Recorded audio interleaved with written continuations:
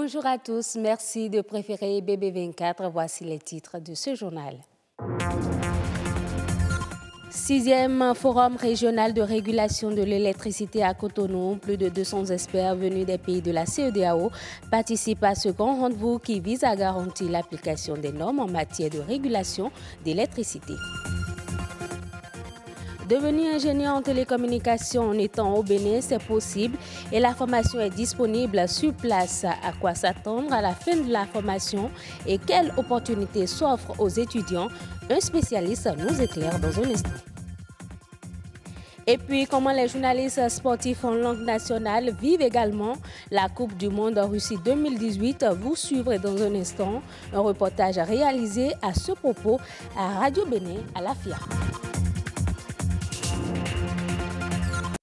Depuis ce mercredi se tient à Cotonou la 6e édition du Forum de l'autorité de régulation régionale de l'électricité de la CEDEAO AREC, placé sous le thème « Le marché régional de l'électricité, facteur clé de succès ». Cette réunion vise à garantir l'application des normes les plus élevées en matière de régulation. Ceci pour parvenir à un marché régional de l'électricité durable et efficace dans l'espace CEDEAO.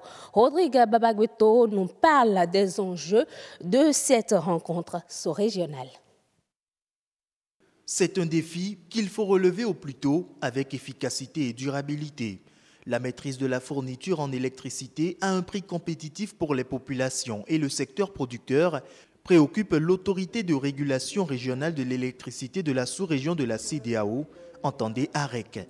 Le secteur de l'électricité ou l'énergie électrique est la base du développement. Le Bénin est un pays de la CEDEAO. Et si vous connaissez bien l'histoire et les défis auxquels le Bénin doit faire face en matière d'approvisionnement en énergie électrique, vous pouvez déjà imaginer ce qui se passe dans les autres pays dont la situation n'est pas complètement différente. Donc, il s'agit pour les experts de la CEDEAO, du secteur de l'énergie électrique, de réfléchir à voir comment trouver une solution au problème de déficit permanent des pays de la sous-région en matière d'énergie électrique. En Afrique de l'Ouest, le taux moyen d'accès à l'électricité est d'environ 25%, avec une demande potentielle non satisfaite de plus de 50%. Le présent forum marque le lancement du marché de l'électricité de la CEDEAO, un marché qui vise à garantir l'application des normes les plus élevées en matière de régulation. L'énergie du Bénin vient à plus de 65% du Nigeria et du Ghana. Le Ghana est relié à la Côte d'Ivoire, le Nigeria est relié au Niger. Donc ces pays constituent déjà un marché, un point d'échange d'énergie électrique.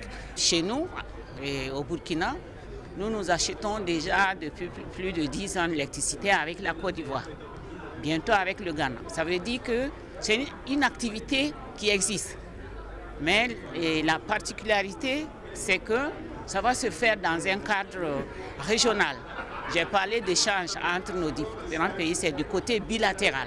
Maintenant, ça va être avec l'ensemble des 15 pays de la CEDEAO. Nous allons rentrer dans une nouvelle ère de coopération où les règles sont déjà arrêtées et adoptées. C'est la discipline de groupe qui va permettre d'avoir du succès. Et quand on crée un marché, généralement la concurrence tire les prix vers le bas. C'est ce que nous attendons pour que tout le monde puisse accéder à l'énergie au moindre coût, avec une qualité de service irréprochable.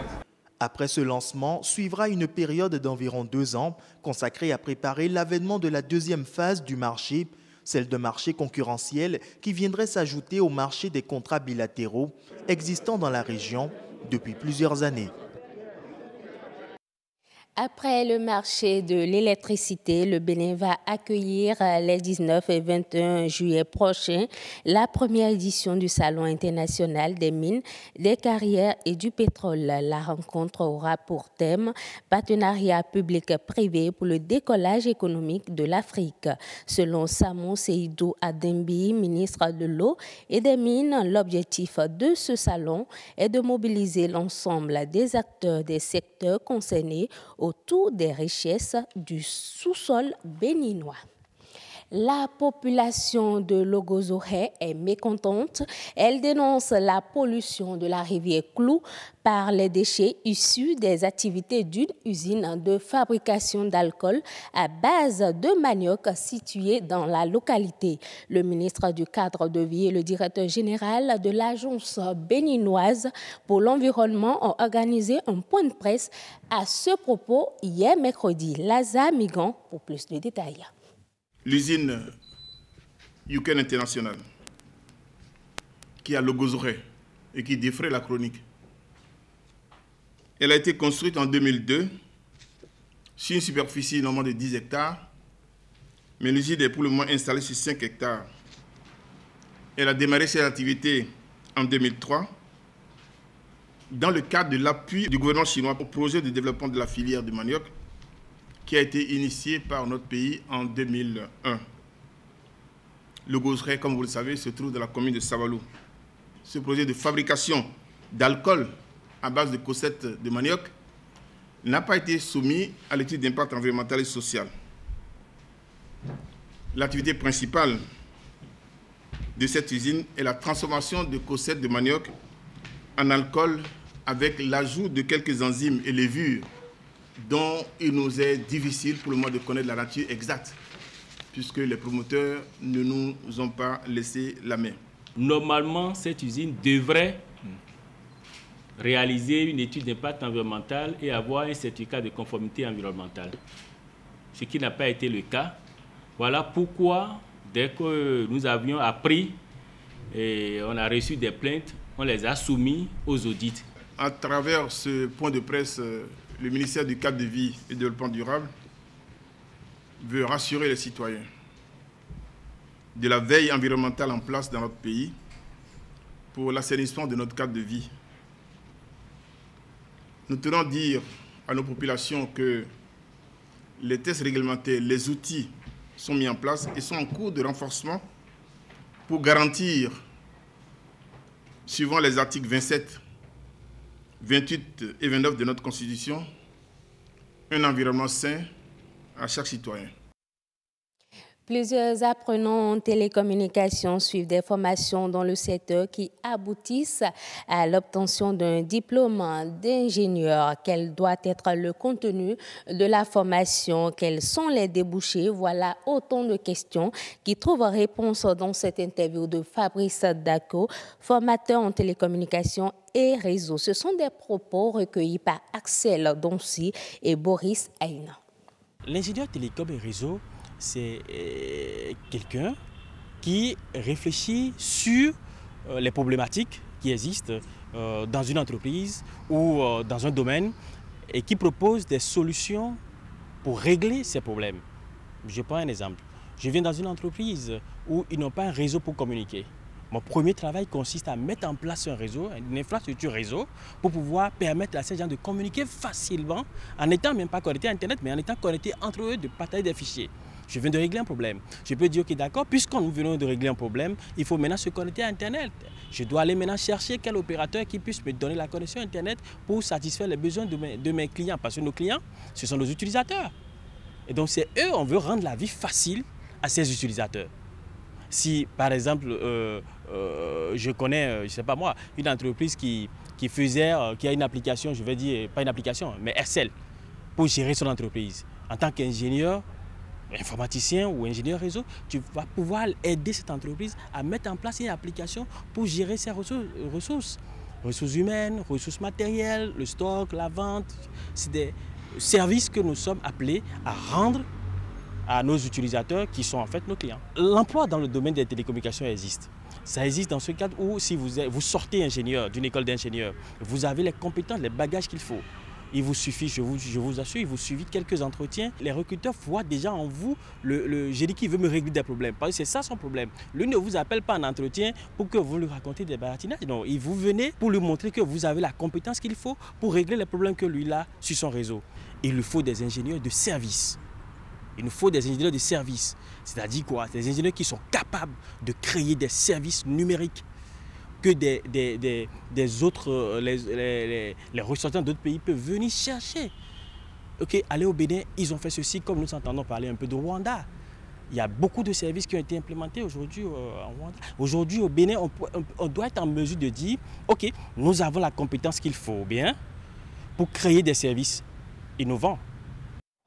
Hors de nos frontières, le gouvernement du Niger a examiné et adopté un projet de loi portant création, organisation et fonctionnement d'une autorité de régulation des communications électroniques et de la poste. Selon les autorités nigériennes, cet organe va permettre au pays de se conformer aux actes additionnels de la Communauté économique des États d'Afrique de l'Ouest et aux directives de l'Union économique et monétaire ouest-africaine sur l'harmonisation des politiques et du cadre réglementaire du secteur des TIC. La Coupe du monde de football est relayée par tous les médias au quotidien. À l'Office de radiodiffusion et télévision du Bénin, les journalistes en langue font également vivre l'événement à leurs auditeurs. Anthony Alaka et Herman Amégan se sont rendus à Radio Bénin à Lafia pour le constat. Reportage. Les derniers détails se discutent avant la prise d'antenne dans 15 minutes. Nous sommes à Radio Bénin à Lafia. Benoît et son équipe ont initié une émission spéciale pour la Coupe du Monde. Au niveau de Radio Bénin à Lafia, c'est 18 langues qui se côtoient. C'est parfois difficile à gérer, mais nous avons pu trouver 4 langues, à savoir le Fon, le Mina, le Yoruba et avec ces langues-là, j'allais oublier le Dendi, avec ces 4 langues-là, nous alternons. Chacun amène les informations relatives à la Coupe du Monde de façon spécifique et nous faisons un menu. Aujourd'hui, c'est le tour des journalistes sportifs en langue fon de décortiquer l'actualité du mondial. Donatien, l'animateur principal, arrive à la cabine technique très décontracté. Mais en studio, il va prendre un air beaucoup plus sérieux. 9h30, il reçoit dans son casque le générique de l'émission. C'est parti pour 30 minutes. Radio Bénin à Lafia, Didier Midobolo Gwemiton, COS, Kouton, Mipon, Gaminton, Lobulero, Gantene, à Daliji, Mitono Dele, Singweno et à Yumlemle, Béoton, Konukunukugo, Bédo, Russie, Sintomeyo. À la date de notre tournage, au menu de l'émission, la défaite de la Tunisie face à l'Angleterre, la victoire de la Belgique devant le Panama. Ces affiches sont analysées et commentées.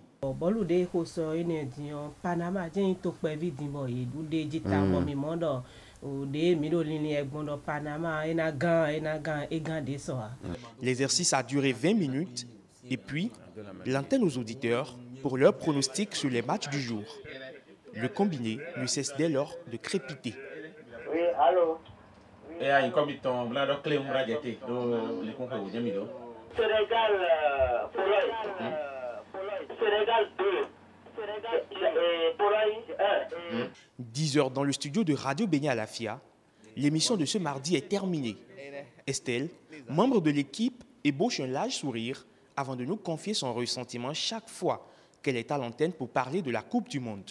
Je me sens bien, je me sens dans mon plat parce que je suis les matchs et je fais un peu de commentaires aussi lors des matchs. Quand je suis les matchs, je fais les commentaires. Et puis avec ceux, vous avez dit femmes, mais avec les hommes, on fait les commentaires. Je crois que je ne suis pas en déphasage avec ce qui se fait. L'engouement des auditeurs galvanise aussi Donatien, qui prend du plaisir. Le foot, c'est la passion la plus partagée, c'est la ferveur. Donc, ça se vit très bien. Nos auditeurs sont en contact avec nous. Nous sommes le relais, nous sommes le relais et puis ça se passe très bien. Radio Bénin à Lafia est donc aussi aux couleurs de la Coupe du Monde, même si, comme d'habitude, le Bénin n'y est pas. C'est la fin de ce journal. Merci de l'avoir suivi. On se donne rendez-vous à 19h45.